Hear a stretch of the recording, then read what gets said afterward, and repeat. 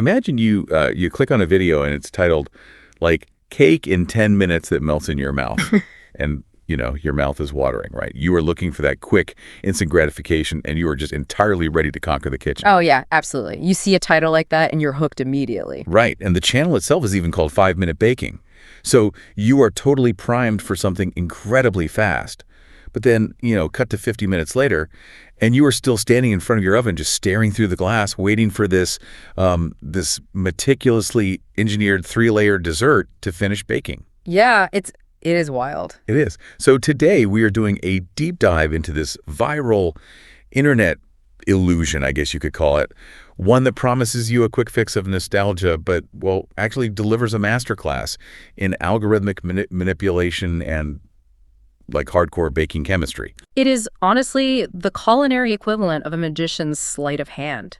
I mean, the creator uses the title to wave this flashy distraction right in your face, the promise of a 10-minute dessert and the so-called taste of childhood, while the actual mechanics of the recipe demand this almost punishing level of precision that you really only realize once you are already covered in flour. Yes, that is the perfect way to look at it. You click because you want that childhood comfort, but what you actually get is basically a hostage situation in your own kitchen. A hostage situation, yeah, exactly. And the discrepancy here is just too humorous to ignore. I mean, 5-minute baking promises a cake in 10 minutes. But as we explore this source transcript today, you are going to see how this recipe requires some intensely serious assembly and a bake time that completely shatters those early promises. What's fascinating here is how the creator brilliantly sets up a sensory and nostalgic expectation before a single ingredient is even mixed. Like by front-loading the title with phrases like melts in your mouth and taste of childhood, they aren't merely selling a cake. They are hacking into your psychology. They are triggering this emotional response that sort of overrides your logical ability to look at a highly complicated list of ingredients and say, wait a minute, this is going to take all afternoon. Okay, let's unpack this because if you want a cake that literally melts in your mouth, you cannot just dump ingredients into a bowl and stir. You have to build structure. Oh, absolutely. You need a foundation. Right, and the transcript reveals that the process starts with 4 egg whites and a pinch of salt. Now, you likely already know that whipping egg whites traps millions of tiny air bubbles, which, builds the literal fluffy scaffolding of the dessert. Yeah, the scaffolding. But the text demands you whip these egg whites to stiff peaks before introducing exactly 1/3 of a cup, which it notes is 80 grams of granulated sugar. Yeah, and the timing of that sugar is everything, right? Because if you just, if you dump the sugar in at the beginning, it weighs down the proteins before they can even denature and form that web to trap the air. My thought, exactly. That pinch of salt is in there early to help stabilize the protein bonds. But by gently introducing the sugar only after the peaks are firm, you are coating those tiny air bubbles in, like a protective syrup. You're armor plating it. You are armor plating your scaffolding. It is a highly deliberate chemical process designed solely to deliver on the title's melt-in-your-mouth promise. And if those bubbles collapse later on, well, that promise is broken and your cake basically becomes a brick. But, notice what the creator does right at this specific moment in the transcript. Oh, the comment thing. Yes. Right in the middle of this delicate, highly time-sensitive chemical process of stabilizing a meringue, the instructions just abruptly stop. The creator breaks the fourth wall with this completely unrelated prompt. They say, I love meeting other bakers from around the world. Where are you watching from? And then it's followed by a globe emoji and an airplane emoji. That part completely threw me. I mean, you were standing there, whisk in hand, stressing over your stiff peaks, and suddenly the text wants to know your geographic coordinates. It feels so jarring if you look at it strictly as a recipe. Yeah. But, as a piece of internet media, it is a highly calibrated tool. The creator is intentionally interrupting the instruction to ask this low-friction personal question. Because people love talking about where they are from. Exactly. By dropping this prompt right there, they are driving a massive influx of comments, which in turn signals to the platform's algorithm that this video is highly engaging. So they're basically turning passive viewers into active participants just for the sake of metrics. They are, but it does something psychologically for the viewer, too. It creates this sudden parasocial connection. Because baking is normally a pretty solitary activity, right? Yeah, usually you're just alone in your kitchen. Right, but by asking that question and prompting you to scroll through the comments, you are instantly invited into this global community. You are no longer just a person whisking eggs in your kitchen. You are part of a shared event happening simultaneously in Tokyo and Toronto and London. It is brilliant marketing disguised as friendly banter. But, that warm, fuzzy sense of community is incredibly fleeting, because once you finish your fluffy scaffolding, the recipe totally abandons the friendly tone and introduces a highly specific combination of liquids and fats. Oh, yeah, the vibe shifts completely. It really does. And this is where the transcript starts to read less like a quick dessert and more like, I don't know, a high school chemistry exam. The shift from emotional community building to absurdly technical precision is just severe. Absurd is definitely the word for it. The recipe demands you measure out literal fractions of a tablespoon. It calls for 1 in 34 tablespoons of melted unsalted butter. Which is already crazy. Right. And that is followed immediately by exactly 1 in 23 tablespoons of olive oil. We are literally contrasting 25 grams of one fat against 25 milliliters of another. Then we need 3 tablespoons of milk, 78 of a cup of all-purpose flour, 1 tablespoon of baking powder, and a single teaspoon of vanilla sugar. I imagine most home bakers don't even own measuring spoons that can accurately parse out 2/3 of a tablespoon of olive oil. No one does. I mean, I was staring at these fractions, and I really want you listening to think about this too. Why would a recipe call for such microscopic, obsessive measurements when combining 2 very different fats? It seems like madness. It does. But then it hit me. This isn't just arbitrary fussiness. Butter and olive oil behave completely differently. Olive oil stays liquid at room temperature, which means it coats the flour proteins in a way that aggressively inhibits gluten formation. And that gives you a tender, moist crumb. You've hit the nail on the head regarding the gluten there. But you also have to factor in the melting point of the butter, too. Butter provides that richness and flavor, but because it solidifies as the cake cools, relying on it entirely would just give you a much denser texture. So by splitting the fats, the creator is essentially engineering a hybrid crumb. But why the insane fractions, like 1 in 34 versus 1 in 23? Well, it's to maintain the illusion of the 10-minute cake for a global audience. When you broadcast a recipe to the entire world, people are using different brands of flour, different humidities in their kitchens, different qualities of butter. That makes sense. There are so many variables. Exactly. So the chemistry must be dialed in to the exact gram so the batter comes together flawlessly and rapidly every single time. And more importantly, remember those egg whites we just armor-plated with sugar. The fluffy scaffolding. Yes, the scaffolding. Well, fat is the ultimate enemy of whipped egg whites. If you introduce even a gram too much of that butter and oil mixture, the fat coats the proteins, the bubbles burst, and your scaffolding just completely collapses. Oh, okay. And if you use too little fat, then the flour absorbs all the moisture, leaving the cake super dry and crumbly. So the creator specifies exactly 25 grams of butter and 25 milliliters of oil to ensure the ultimate hydration and fat-to-flour ratio. It basically prevents the dense, heavy outcome while still coating just enough flour to stop the gluten. So the madness on the page is actually this rigid mathematical formula, keeping the whole 10-minute illusion alive. If you mess up the math, you just don't get the cake. You really don't. But, mastering that tender crumb is really just setting the stage for the real spectacle of this transcript. Because just as you get all those precise fractions measured and folded in, the source text just pulls the rug right out from under you. It introduces a massive twist in the recipe's architecture. Yeah, this is the exact moment the casual baker realizes they are in way, way over their head. Here's where it gets really interesting. Up until this point, I was still, giving the title the benefit of the doubt. I thought maybe it really was just a quick, dump and bake weekday cake. But the transcript suddenly repeats some ingredients while aggressively altering others to make a second mixture. Right, a whole second bowl. Yes. We go back to our 13 cup of sugar. We use the exact same fractional amounts of butter, olive oil, and milk. But this time, the flour drops to 34 of a cup instead of 78. We keep the baking powder, but then we throw in the zest of 1 whole lemon. So the flavor profile is expanding, but so is the workload. You are now managing 2 completely distinct bowls of batter. And it doesn't even stop at 2.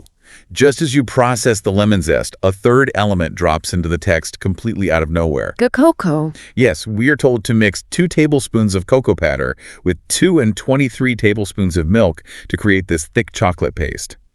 And then the instructions dictate a highly specific, almost frantic assembly process into your pan. The spooning part. Yeah, you need 4 tablespoons of plain batter, followed by 3 tablespoons of yellow batter. You're literally standing there spooning alternating dollops of plain vanilla, vibrant yellow lemon, and dark cocoa batter into a pan, like some sort of mad scientist. Well, if we connect this to the bigger picture, the split batter entirely justifies the obsessive measurements from the previous step.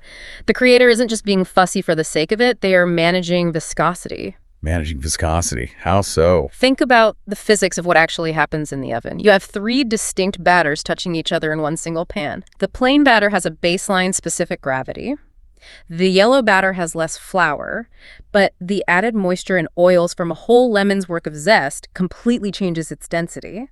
And then the cocoa paste introduces yet another heavy, dense element. Oh, I see where this is going. Yeah, if those 3 batters aren't mathematically balanced in their moisture and fat contents, they just won't bake at the same rate. Which means the heavier cocoa batter would probably just sink straight to the bottom, or they would all swirl together into this muddy, unappetizing gray mess. Precisely. To keep those layers distinct, they have to expand and set in the oven in absolute perfect harmony. And we have to remember the medium here. This isn't a recipe in a grandmother's dusty cookbook. This is a YouTube baking channel. Right, the visuals. Exactly. The ultimate goal is not just the taste of the final product. The goal is visual retention.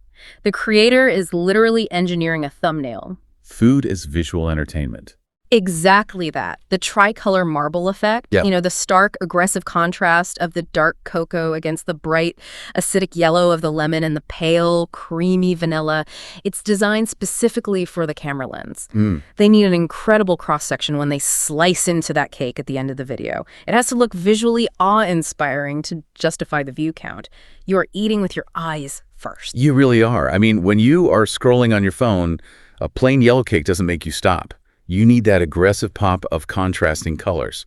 So you have your incredibly complex, tricolor, mathematically balanced batter finally assembled in exact spoonfuls.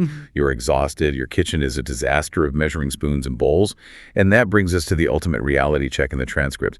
The text finally reveals the actual cooking time and the final garnishes. Yeah, this is the moment the 10-minute illusion just entirely evaporates. It totally does. The text instructs that the pan must be baked at 180 degrees Celsius, which is 356 degrees Fahrenheit, in the time, 40 to 45 minutes.